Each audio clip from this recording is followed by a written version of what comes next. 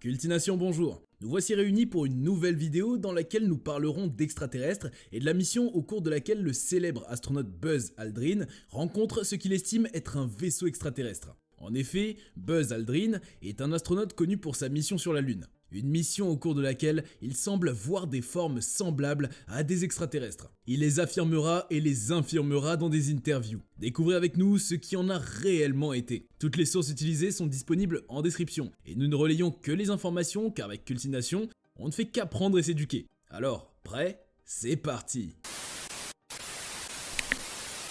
Buzz Aldrin, qui est-ce?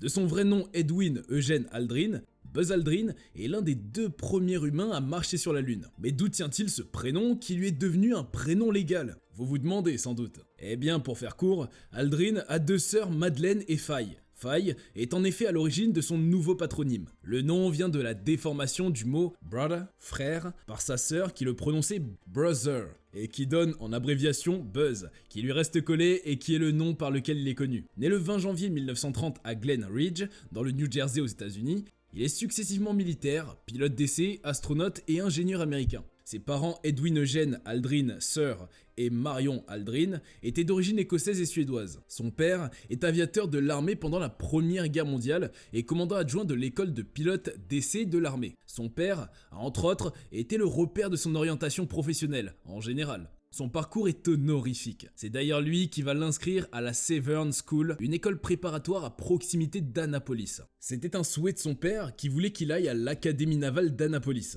Mais avant que ce désir de son père d'un avenir dans l'armée pour lui ne prenne le dessus, Aldrin était joueur de football américain dans l'équipe de la Montclair High School. En 1946, il est le centre titulaire de cette équipe, restée invaincue et championne de l'État cette même année. Il avait toute une carrière de joueur tracée devant lui. Rien à voir avec la carrière d'astronaute ou de soldat qui embrase par la suite. Quelques années plus tôt, en 1942, les États-Unis avaient décidé de s'engager dans la Seconde Guerre mondiale. De ce fait, son père est rappelé pour servir pendant les hostilités et donc est affecté loin de sa famille et ne rentre que pour de très courts séjours. Cela cause une grande dépression à sa mère qui sombre dans des problèmes d'alcoolisme. Une chose sans incidence majeure sur les résultats scolaires de Buzz qui n'en demeure pas moins un brillant élève avec une excellente moyenne. Malheureusement, malgré le désir de son père acculé par les hostilités de la guerre, le jeune oriente ses souhaits de sa carrière ailleurs en raison de son mal de mer qui lui font préférer les avions aux navires. Avec l'aide du sénateur du New Jersey jadis,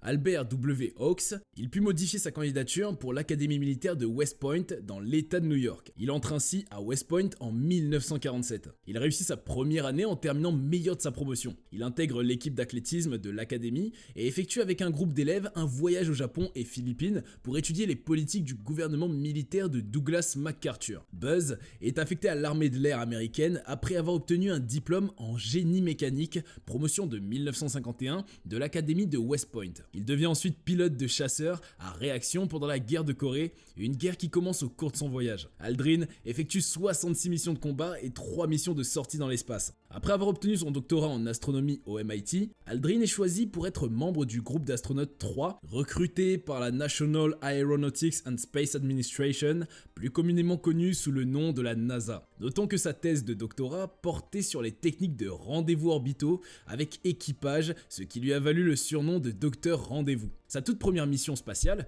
est la dernière mission du programme Gemini à bord du Gemini 12 en réalisant plus de 5 heures en sortie extravéhiculaire. Tous ces termes que nous employons ne relèvent que du jargon des astronautes pour vous expliquer une mission ou une activité astronautique. La mission du programme Gemini a lieu en 1966. Il y participe en tant que pilote. 3 années après cette mission, il participe en tant que pilote du module lunaire Apollo à la mission Apollo 11, soit en 1969 avec le commandant de la mission Neil Armstrong. Il met les pieds sur la Lune quelques minutes après, le commandant, devenant ainsi le deuxième homme à mettre les pieds sur la Lune et à y marcher. Il devient commandant de l'école des pilotes d'essai de l'United States Air Force en 1971 après son départ de la NASA. L'année suivante, il prend sa retraite de l'armée de l'air après 21 ans de service et entame une réinsertion difficile à la vie civile. Malheureusement, il se laisse envahir par ses problèmes de dépression et d'alcoolisme au cours des années qui ont suivi son départ de la NASA, comme le relatent ses autobiographies, par exemple Return to Earth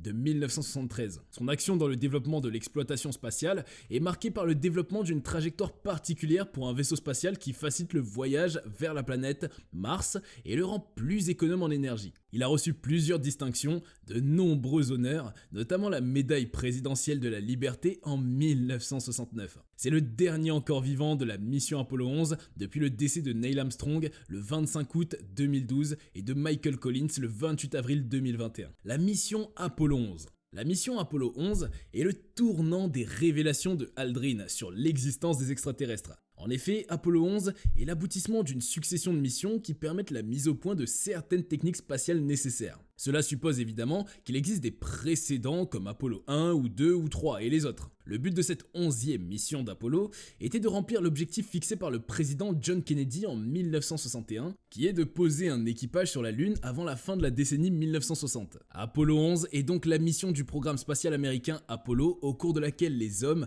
ont foulé le sol de la Lune pour la première fois le lundi 21 juillet 1969. À l'époque, au début de l'ère spatiale, les États-Unis avaient été longtemps tenus par les succès soviétiques dans ce secteur au cours de la guerre froide qui opposait les deux pays. Il s'agit alors pour les États-Unis de montrer leur suprématie. Un défi tout à fait légitime pour les précédents du géant américain, alors même que la NASA faisait encore ses preuves et n'avait donc pas encore lancé un astronaute en orbite. Pour mieux comprendre, pendant les années 1950, la guerre froide était à un point culminant entre les deux grandes nations. L'un des points essentiels de cet affrontement froid est une course aux armements. La Nouvelle-Russie prend une énorme avance sur son adversaire en mettant au point un missile balistique international connu sous le nom de la R-7 Semyorka, un prédécesseur de la fusée Soyouz. Cette fusée est si puissante que les ingénieurs de l'époque ne sont pas arrivés à miniaturiser la bombe nucléaire qu'elle emporte. Dans le programme Sergueï Korolev, un programme astronomique russe, les dirigeants de l'époque en Union soviétique acceptent de lancer leur premier satellite artificiel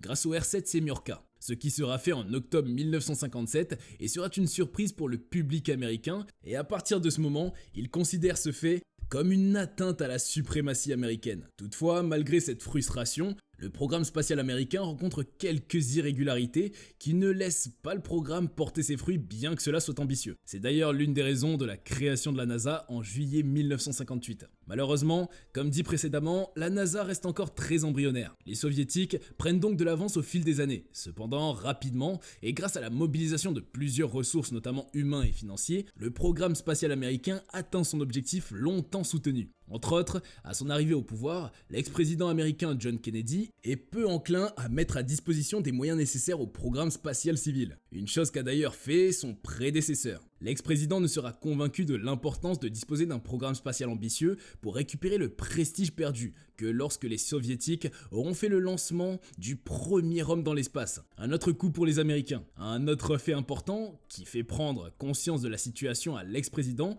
est l'échec du débarquement de la baie des Cochons qui était destiné à renverser le régime de Fidel Castro à Cuba et qui ternit de plus en plus l'image des États-Unis. Pour mettre en action ses plans, il consulte son vice-président Lyndon Johnson pour avoir des objectifs qui l'aideraient à redorer le blason de la supériorité des États-Unis sur les soviétiques. Il fait une annonce devant le Congrès des États-Unis pour annoncer le 25 mai 1961 le lancement du programme qui sera connu aujourd'hui pour avoir envoyé des hommes sur la Lune. Sa décision sera confirmée dans un discours resté célèbre du 12 septembre 1962. Le premier vol de l'astronaute Alan Shepard se déroule en mai 1961, soit quelques jours avant le lancement du programme Apollo. Dans son élan et dans le but de l'atteinte de ses objectifs, le président met tous les moyens de son côté. Apollo 11 est la 3e mission avec équipage à se déplacer en orbite après les missions Apollo 8 et Apollo 10. La mission est lancée et le vaisseau spatial emportant l'équipage est lancé depuis le centre spatial Kennedy le 16 juillet 1969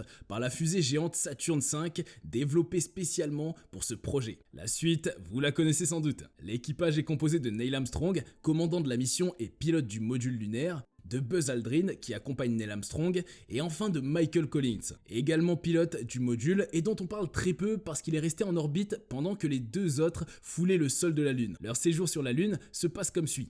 Un séjour de 21h36 à la surface de la Lune pour Aldrin et Neil et une sortie extravéhiculaire unique qui dure 2h31. Buzz et les extraterrestres. C'est durant cette mission sur la Lune que Aldrin aurait vu un ovni à l'extérieur de son vaisseau spatial, alors qu'il était en route pour la Lune. En effet, Buzz fait quelques révélations intéressantes lors de sa discussion avec le réseau social Reddit. Ces révélations ont été reprises par la version américaine de Huffington Post. Dans ces révélations, l'astronaute est contraint de répondre à la question de l'existence des extraterrestres. À cela, il répond que ce jour mystérieux de son voyage vers la Lune, il vit à quelques mètres de son vaisseau quelque chose qu'il n'a pas pu identifier. Il avait déjà raconté en 2007 chez Larry King, un célèbre journaliste américain. Dans son histoire insolite, le pilote soutient avoir aperçu une forme qu'il ne se décrit pas, assez atypique pour être identifiable. Formellement, ce serait un objet volant non identifié ou un ovni. Il relate les faits comme suit. Alors qu'il était en route pour la Lune, il aperçoit par la fenêtre une lueur éblouissante qui semblait se déplacer à côté de leur appareil flottant. Cela pourrait sans doute être plusieurs choses parce qu'ils sont dans l'espace. Il pourrait s'agir d'un autre vaisseau, d'un autre pays ou d'un autre monde, avait-il suggéré. Ce serait aussi une fusée dont ils venaient de se séparer ou les 4 panneaux qui se sont détachés lors de la sortie du module d'atterrissage. Il ajoute également que ces 2 panneaux, s'étant détachés, devraient se trouver non loin d'eux et qu'il était convaincu de ce que cette lumière éblouissante était la réflexion d'une lumière extraterrestre. Ainsi, en théorie, l'objet est non identifiable. Après avoir redécollé et fait leur rendez-vous en orbite lunaire, comme on les appelle, avec le module de commande de service, le vaisseau Apollo revient vers la Terre et atterrit dans l'océan Pacifique sans aucun incident. La mission qui aurait envoyé un équipage sur la Lune avait duré 8 jours et quelques heures. Cette mission est soldée par un véritable succès. En effet, malgré le temps restreint et l'incapacité du vaisseau d'emporter plusieurs éléments, la mission se voit être une énorme réussite. Les premiers pas des hommes sur la Lune sont filmés et retransmis en direct, ce qui a constitué un événement hors du commun que des centaines de millions de personnes ont eu le privilège d'observer. La polémique autour de ces révélations. Plus tard, Aldrin va revenir sur ses propos, ce qui va d'ailleurs fâcher les amateurs d'OVNI. Dans ses nouvelles déclarations, l'astronaute déclare qu'ils ont bien compris ce que c'était et qu'à leur retour, lui et les autres membres de la mission avaient débriefé et expliqué ce qui avait été observé lors du voyage. L'information, telle reçue, devrait être communiquée au public, ce qui n'a malheureusement été fait. Il affirme au cours d'une interview qu'il a à nouveau déclaré que ce qu'ils ont vu n'était pas un extraterrestre. Pour appuyer ses propos, il se base sur la citation de Carl Sagan qui disait « Les observations extraordinaires nécessitent des preuves extraordinaires. Il y a peut-être des extraterrestres dans la Voie lactée et il y a des milliards d'autres galaxies. Selon lui, c'est certain qu'il y a une vie quelque part dans l'espace. » Après tout, c'est un homme qui a été dans l'espace qui s'exprime. Il reste aussi incrédule face à la question de l'atterrissage de l'homme sur la planète Mars. Pour lui, il y a peu de doute que la prochaine grande réalisation de l'homme soit le premier atterrissage de l'homme sur Mars. La probabilité serait plutôt du côté d'un travail d'équipe au niveau international, et pas seulement un travail des Américains qui n'en ont pas les moyens. Ces réflexions se prolongent et se concentrent sur le fait que sur Mars, il devrait y avoir une colonie permanente composée d'une sélection des meilleurs humains. Pour répéter ses dires, devraient s'y installer et non pas comme certaines sociétés l'espèrent comme des touristes de l'espace. Aldrin affirme que les premiers humains sur Mars ne devraient pas revenir sur Terre. Ils devraient être les premiers humains de l'établissement de cette colonie. Eh bien, nous sommes à la fin de notre épisode. N'hésitez pas à vous abonner et à nous dire en commentaire ce que vous savez sur les extraterrestres et de quoi vous voulez qu'on parle dans les prochaines vidéos. Merci beaucoup et à bientôt pour de nouvelles vidéos sur Cultination.